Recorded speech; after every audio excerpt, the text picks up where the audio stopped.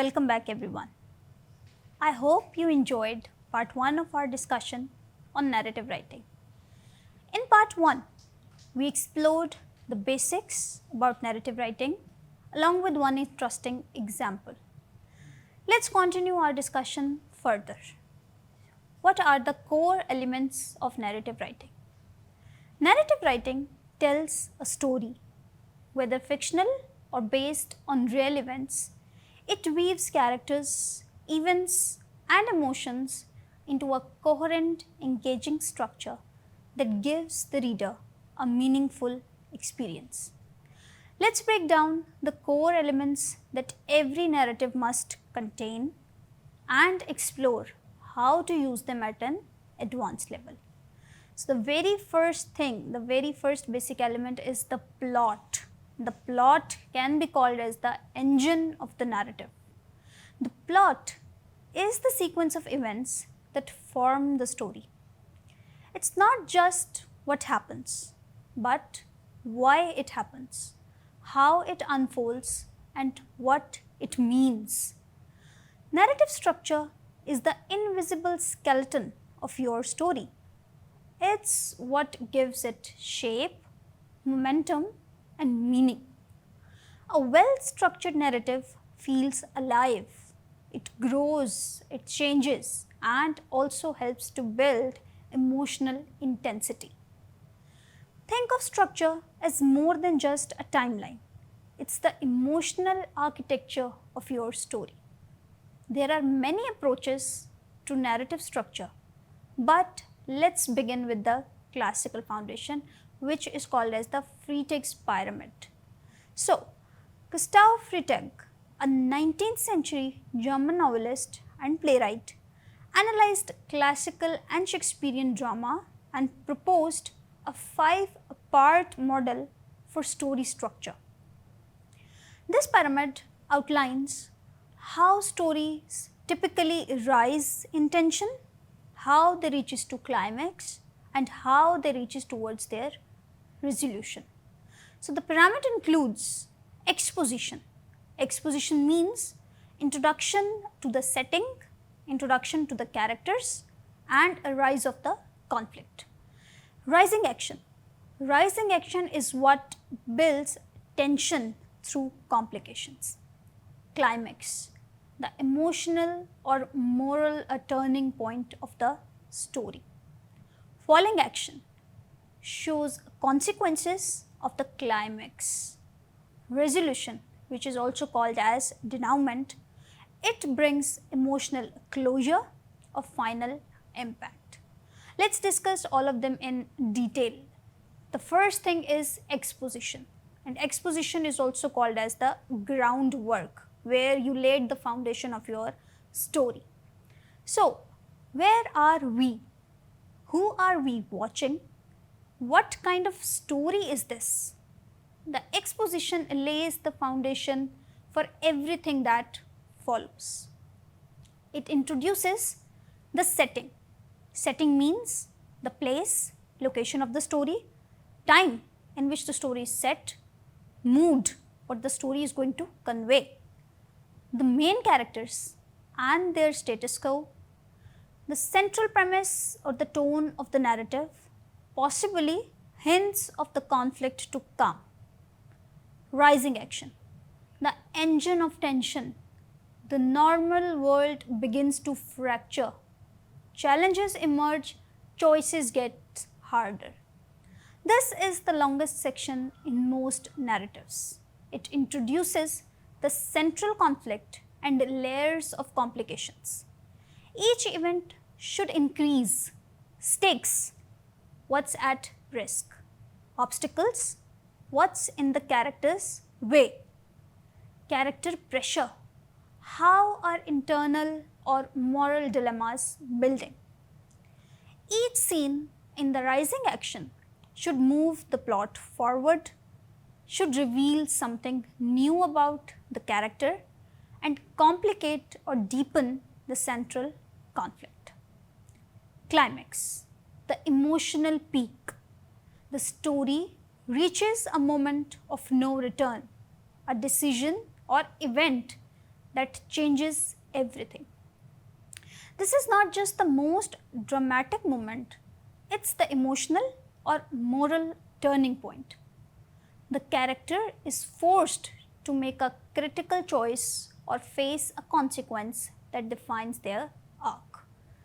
Key features: it's often a reversal, something shifts irreversibly. It reflects the theme of the story. It's often linked to the character's internal conflict. So, what to ask yourself? What is the protagonist willing to sacrifice or risk, especially in the conflict or climax? How does this moment test or transform them? These are the basic questions which should be asked in the climax. After the climax comes falling action. Falling action is called as the aftermath, and we can define it as the consequences of the climax play out, choices bear fruit, and tensions begin to release. The falling action explores the immediate fallout from the climax, how characters and relationships are affected, what the world looks like now. This section should still be active, not just the summary. Don't rush it. It's a chance to explore emotional realism like shock, guilt, triumph, or loss, whatever the character has faced. Another thing is the denouement, which is called as the resolution, and how we can define resolution: that loose ends are tied up. We are given a final emotional or thematic statement. This is the emotional settling of the narrative, like this is the point where your narrative settles. It answers what has changed in the story, what is the new normal, like what we can call as something normal now, what is the message or takeaway, like what is the lesson which the characters have learned from the story. The denouement can be hopeful, like you can suggest a new beginning. The ending can be tragic, like we cannot have a happy ending always. It can be a cost which has been paid by the characters. It can be ambiguous, like open ended but meaningful for the reader. The denouement is where theme and character arc crystallize. It often echoes or mirrors the beginning, but altered by the journey. To summarize, we can say that exposition introduces world and characters. Who are we following? What's the tone? Rising action build conflict and stakes. What are the obstacles? What's changing? Climax helps us to create irreversible change. What's the emotional moral turning point?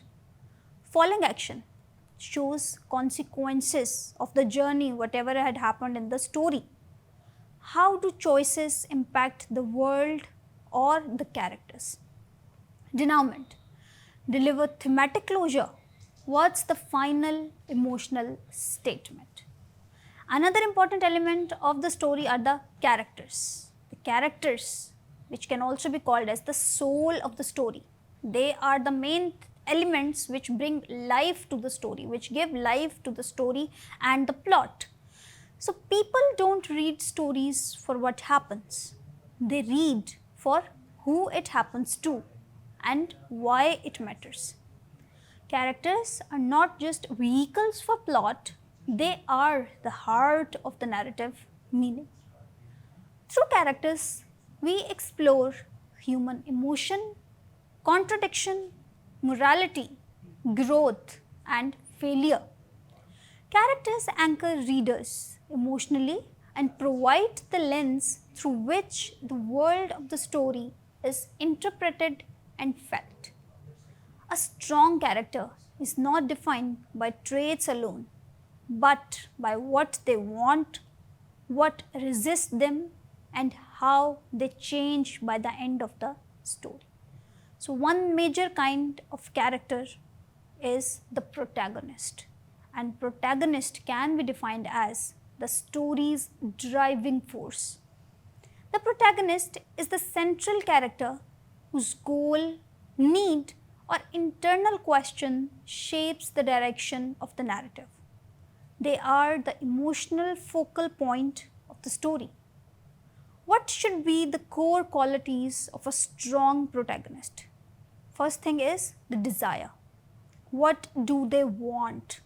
This could be external element like to win the war, or it can be internal desire to forgive themselves. Agency.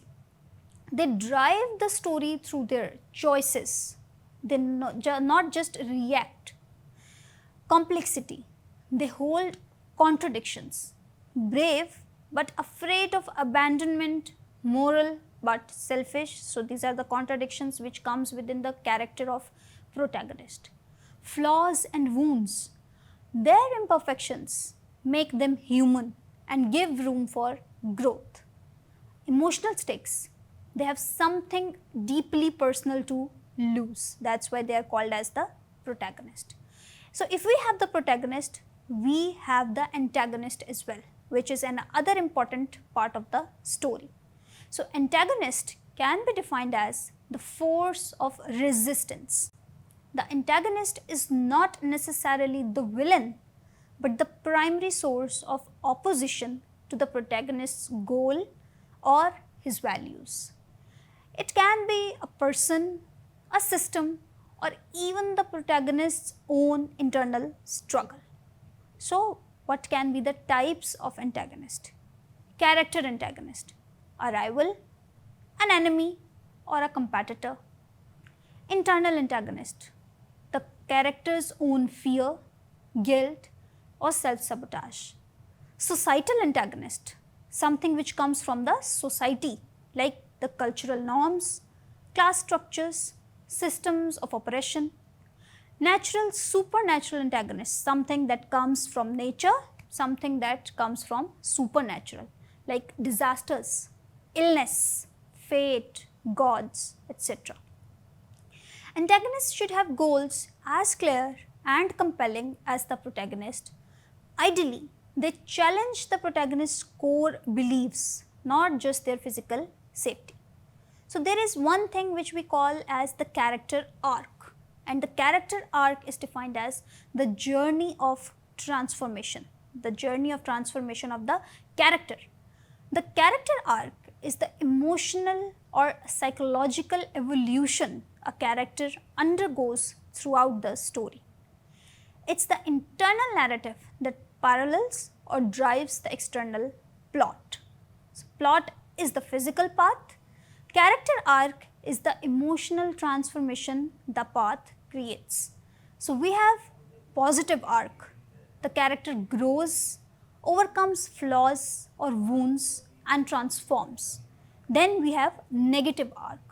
The character regresses, becomes corrupted or fails to change. Then we have flat arc. The character remains internally stable, but their beliefs challenge or transform the world around them.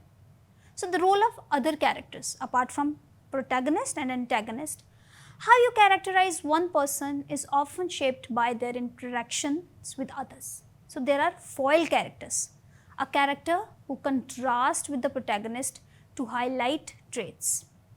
Mirror characters, a character who reflects similar traits or similar choices. Mentor or catalyst characters, a character who triggers growth or change.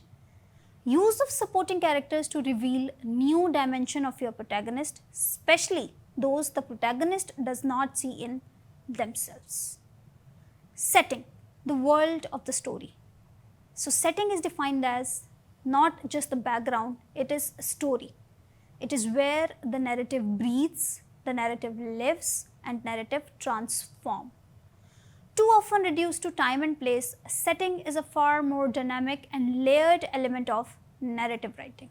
It provides the emotional atmosphere, socio-political context, and psychological resonance of a story.